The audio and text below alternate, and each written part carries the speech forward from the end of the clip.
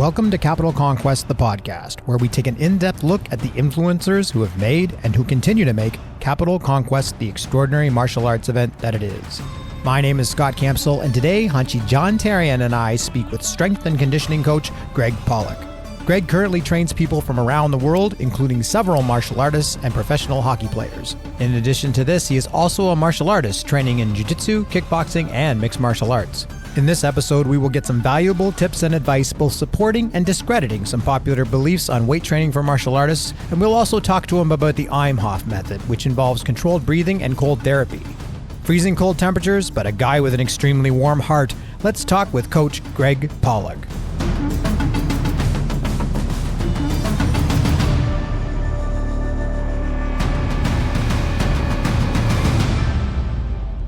Well, thank you very much, Hanshi and Scott. I'm really honored to be on this podcast. I first started strength and conditioning when I was about 12, 13 years old. And throughout my early years, I was really fortunate to be able to learn from some of the greatest strength coaches in the world, Charles Pollock being one of them, who actually trained at the gym that I was in. And he was teaching a lot of guys at the time in the gym, and they were very helpful with me to guide me in my strength journey, being a young guy trying to put some size on. When I got a little older, 18, 19 years old, I had a close friend. He was going into his NHL draft year, and he knew that I was heavily into lifting weights, and he asked me if I could train him because all the scouts and his agent was telling him he needed to get stronger and put on some size in order to be drafted. So I trained him in the spring and the summer. Ended up putting 22 pounds of muscle on him. He ended up having his best year in the OHL for the Peterborough Petes with an assist record. And he was drafted 64th overall by the Pittsburgh Penguins. So that kind of started the journey for me as a strength coach. I thought, wow, I'm actually not too bad at this. And if you fast forward time, I've been studying under different strength coaches for years, but I was very fortunate to get the opportunity to have my own facility and to really break loose because of Hanshi John Therien and his generosity. And he showed a belief in what I was doing and how it could relate to the martial arts. So he ended up providing me with my first facility. And we've grown so much since then. And I've been exposed to training a bunch of different martial artists and having really good success with that. So I can't thank you enough, Hanshi, for that opportunity. And I was also a student of Hanshi John Therien in jiu-jitsu. And one thing that I really observed with Hanshi and his senseis was their instruction style, and I adopted a lot of that into my strength training coaching, where they broke each movement down little by little, step by step. Hip throw was not just a hip throw. There was a lot of moving parts into that, and you have to know and master each little part first. So I really related that to the strength and conditioning as well too. Not to bore you with hours of stories, but that's my history in a nutshell. But like I said, I've been fortunate to learn from some of the greatest strength coaches in the world, and gone to internships and courses and whatnot in the last 20 years. I've seen you operate for many years now, for well over 10 years. And I saw some of the athletes that you deal with, including myself. I've had some injuries, so I had to back away there for a few months, but I should be back in the gym. And when I was training with you, you could handpick something for a mid-70-year-old guy compared to the 18-year-old future superstars in the NHL, and I was training at the same time as them. So I found that pretty good. And one thing that never happened when I trained with you, Greg, is I never got hurt. I never had an injury from training with you because you put things together. Then I would say, hey, look, I've got an old body and I'm going to try to do some kicks. I'm going to try to do more throws and stuff when I teach. And you said, well, let's work it this way. But best of all is if you could share the prevention tips for people that are training and trying to get stronger or put on extra weight. What are the best prevention tips you could give us? That's an excellent point, and I'm glad you brought that up because I'm a big believer that there's no cookie cutter program for everybody. Each and everybody is an individual and have different individual needs. It's like putting a white belt trying to do brown belt techniques. You have to go through the steps first. There's certain martial artists that just can't quite get the technique right, so you have to switch to a variation. Well, the same thing goes for the strength and conditioning, and a lot of that is structural balance, it's called. So we really work on finding out the weaknesses in the body of each individual and then trying to structurally balance that body in order to get it before we enter them into a heavier strength phase. Strength is the driving engine for everything, but if your body's imbalanced from doing martial arts, when you're practicing martial arts every day, it's a sport as well too. It's creating little imbalances in the body, which could leave you susceptible to injury. So if we identify those weaknesses, it could be your knee, it could be your shoulder. Before it gets worse, we make sure everything is equal in the body. And then we get into more of the strength phases. And that will prevent, as much as possible, it will prevent injuries. Is that what you see in martial arts martial artists, that there would be their knees, their hips, things like that. Yes. So how do you strengthen, or how do you get balance when you know that that's an issue? Yes. So that's another excellent question. And I'm glad you asked that as well. You know, a lot of martial artists, a lot of work is being done, the rotator cuff in the shoulder, a lot of knees, and you're kicking a lot on one leg. So what we would do is we would have, instead of doing a squat or a deadlift or something that involves two legs at once, we would do unilateral lifts, they're called, where we'd have you do a split squat or a single leg Romanian deadlift. We'd have you do dumbbell presses with a rotation of the rotator cuff. So you're not, the one side's not always overcompensating for the other, which makes things worse. So we would have you work each side separately until both sides are more or less equal. And we have certain structural balance tests that we can put our members through where we can identify those issues. So it's not just guessing. So, we can actually watch them, how they move and whatnot in these tests, and then say, okay, his knee's still a little wonky. We have to keep working on these unilateral lifts as opposed to the deadlift or the squat or the bench press. If you don't do that, you're just making things worse. And then eventually something will happen. You will get an injury, your hip, your knee, your back. Usually it's not always the spot that's sore because things start compensating and then something else happens. So if you're doing unilateral stuff, is it possible that you could do the same exercise, but maybe with a different weight? Like, so if you're working with dumbbells, maybe, I don't know, I'm going to use an example, but your arm curl, for example, 20 pounds on one arm, but then you do 30 on another. Like, is that something that you would do there, or you would just rule out the one arm entirely? Yeah, no, we would work both arms equally. Even though one side might be stronger, we have to wait until the other side catches up. Otherwise, you just keep creating that imbalance. So if I'm using a 30 in one and 20 in the other, one side's working harder than the other, and it keeps that imbalance. So I would have both doing the 20. And what I would do is I would add tempo into that. So I would have you lower that weight by 5 seconds on the way down to make it a little harder, and it increases the strength. So your time under tension is longer, which it recruits more muscle and gets you stronger faster. So definitely no, that was one of the mistakes that was made probably in the 80s and the 90s, that physiotherapists would just work the one side. Then the other side would not be working, the good side.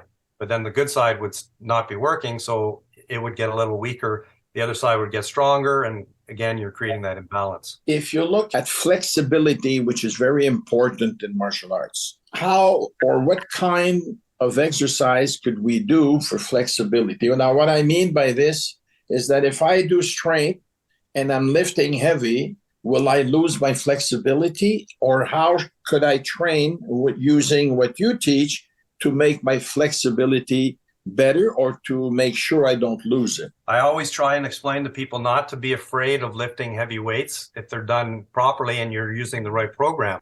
You don't want to be training like a bodybuilder. If you train like a bodybuilder and blow the muscles up and blow them up individually, then yes, you will lose flexibility, but full range of motion lifts. So if you are doing a bench press, your second lift would be using dumbbells, so you get a little more range. And if you're doing a squat, you want to try and get down as low as possible.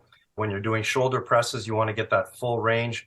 But we also add in a lot of mobility exercises in our actual workout, so it won't be missed. So if you're doing, let's say, a squat or a deadlift, instead of resting for a minute and a half, you'd be doing a mobility exercise in between that. Not a static stretch, because a static stretch lengthens the muscles and it slows them down. So if you're lifting or you're about to perform martial arts, you want to stay away from more static stretching, and you want to do dynamic, get the muscles firing. You don't want to lengthen them and get them slower. You want them to be responsive and the fast twitch firing. Full range of motion added in with mobility, not only burn fat, build muscle, but you will be even more flexible. And again, that less chance of injury. So please do not be afraid of lifting heavy weights, as long as you do it properly, as long as you are on a proper program that is phased properly, and it's individualized to what you're trying to achieve. I saw you training some of the elite hockey players. They're NHL boys or future NHL boys. And I see how they lift. And of course, they lift a lot heavier than I do. How important, or is it important to lift your own weight or lift or work with lighter weights? Again, I can relate it to martial arts where there's a variation for everything.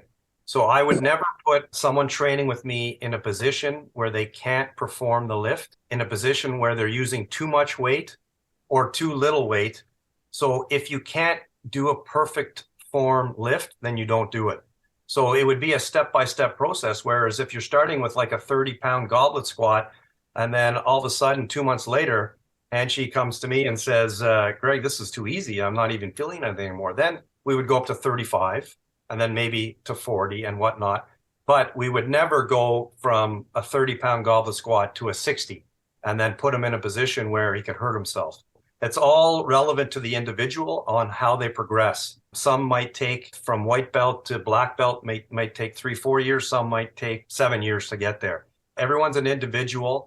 And as a strength coach, I would never want to put my client in a position that they can hurt themselves. It's not necessary to lift heavy weights, but it's necessary to do perfect form. And from perfect form, you will get stronger, you will get more flexible, and you'll be able to move up little by little if that's the case, if that's what you want. That's extremely good, because that's something that you go to the gym and you see some, what I call the muscle guys, right? And they all want to go to the beach and they lift heavy. And for a lot of people, that has nothing to do with it anymore. That's not going to help. There's another thing that you do, and it's called the Wim Hof.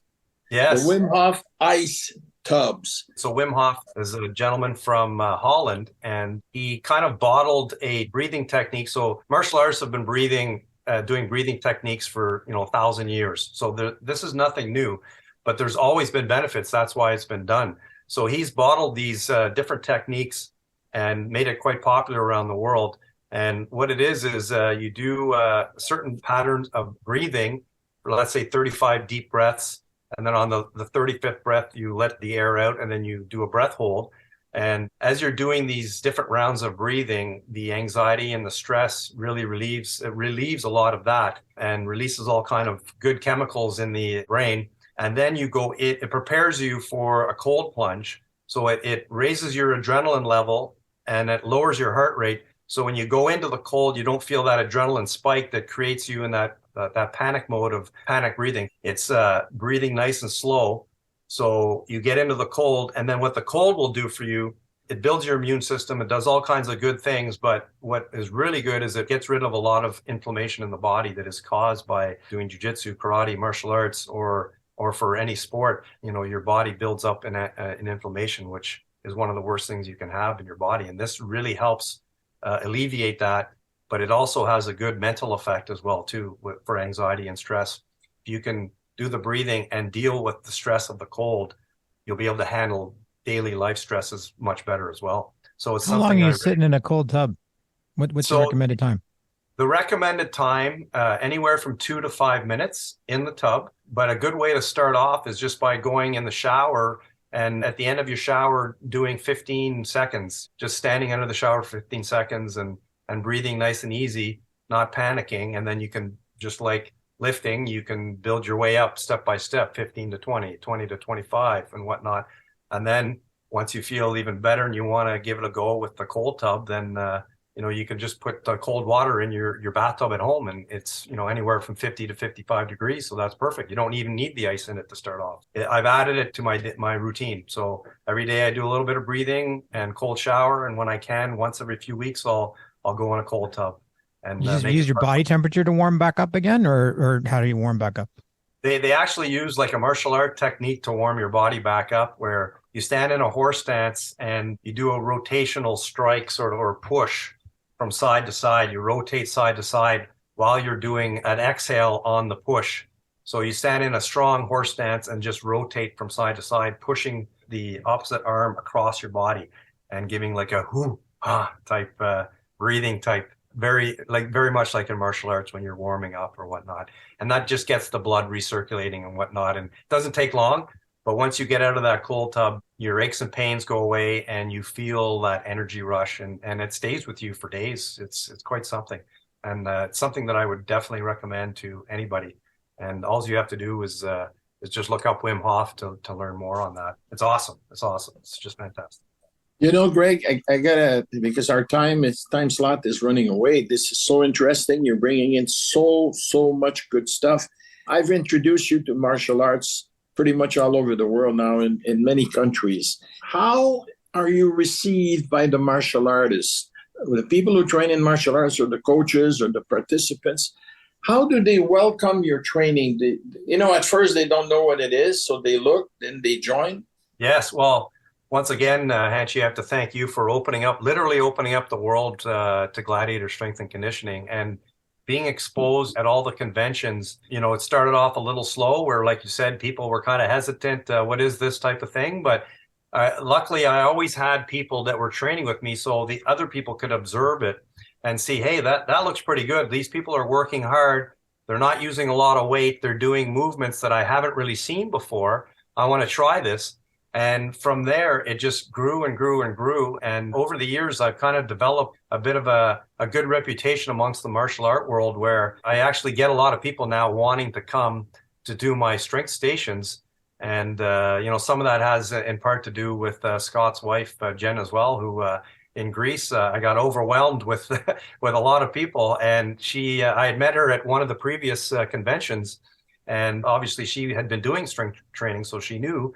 And she saw the panic in my eyes when I had about 45 people in Athens coming to my station. So she helped me out, and it really, really went well. But, a lot of that, again, has to do with when I get announced, I'm Hanshi, John Therien's personal strength and conditioning coach. So I think that's what really helped open up the doors to the martial art world. It was thanks to your belief in what I do.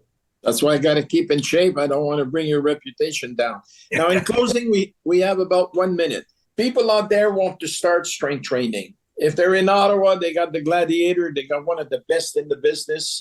They call you up. They go and see you. If they don't know how to reach you, they can reach me, and I'll put them on to you. But what is the first thing? You go somewhere else.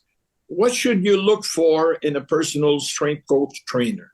Right off the bat, you want to feel comfortable where you are. It's like going to a dojo. You want to test out the strength coach as much as they're testing you out. If they don't individualize a program for you and they force you to do things that hurts you, or you really don't feel comfortable doing, or they put you in positions that, like I said, lifting too much weight right off the bat, then go find somebody else. It's got to be a good fit for you. You should never be put in a position of doing something that's going to get you hurt. There's a difference between feeling uncomfortable as far as my muscles are working and they're getting tired and sore, as opposed to bad pain, or a strength coach that really doesn't have the good communication skills and isn't there to motivate you, is there to almost just sort of make you feel as tired and sore as possible. That's not a strength coach as well.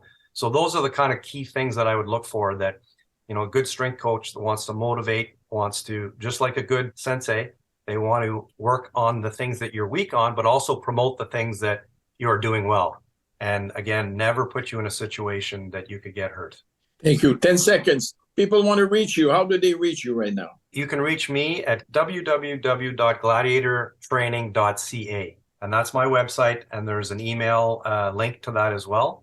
Or they can go on Instagram, Gladiator Strength Training, or on Facebook as well. Greg, I do the editing. So 20 seconds. Do you do a modular program? Like, is there, let's say I want to train, is it like, there's a lot of online personal trainers now. Do you do anything like that?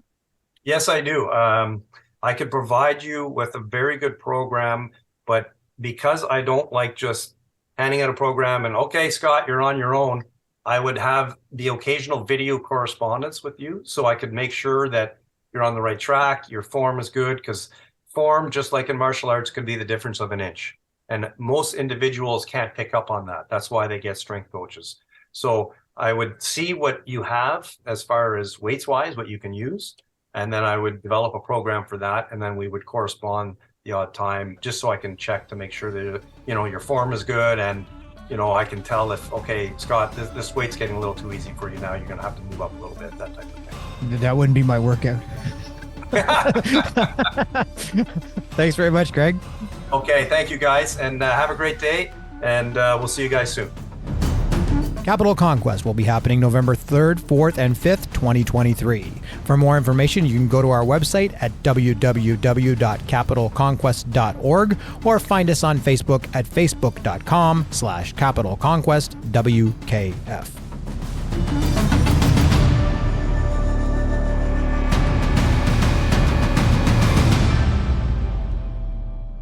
This has been a Campsall Broadcasting production.